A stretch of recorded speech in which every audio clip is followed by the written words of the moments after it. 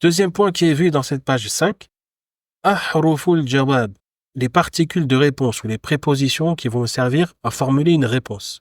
Vous voyez qu'il y a deux branches. La première branche, c'est quand la question elle est affirmative. Su'alun muthbat, c'est-à-dire qu'elle ne contient pas un mot qui indique la négation. Par exemple, akatabta, si on te pose cette question, akatabta, est-ce que tu as écrit? C'est une question qui est muthbat, affirmative, car elle ne comporte pas un mot qui indique la négation. Il n'y a pas le mot ma, ni le mot lam, ni le mot lamma, ni le mot laysa, par exemple. Quand on répond à ce type de question, on répondra soit par na'am, qui là voudra dire oui, na'am katabtu, oui j'ai écrit, soit on répondra par la, donc la, ma katabtu, non, je n'ai pas écrit. Par contre, si la question elle est négative, comme dans la branche d'en bas, su'alun manfi, question négative, c'est-à-dire une question qui comporte un mot qui indique une négation, donc ça peut être ma, ça peut être lam, ça peut être lamma, mais ça peut être aussi la, ou par exemple laysa. Donc si la question comporte un mot de négation, elle sera négative. Par exemple, ama katabta, pour dire n'as-tu pas écrit, ou par exemple alam taktub, qui aura le même sens, hein.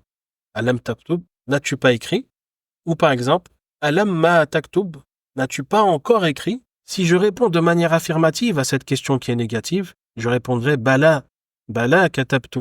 Si j'ai écrit, bala katabtu. Par contre, si je réponds de manière négative à cette question qui est négative, je dirais na'am, ma katabtu. Et là, na'am sera traduit en français par non.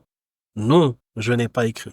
Donc avec ces deux types de questions, on comprend que le mot na'am ne veut pas toujours dire oui. En fait, le mot na'am, il va dans le sens de la question qui a été posée. Donc on peut le traduire par effectivement. Et puis après, si la question elle était affirmative, on peut le traduire également par oui. Donc on peut traduire effectivement j'ai écrit ou bien oui j'ai écrit.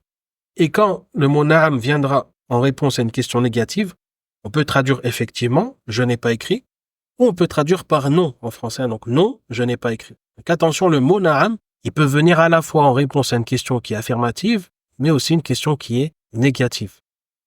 Voilà pour les prépositions qui vont nous servir à formuler une réponse.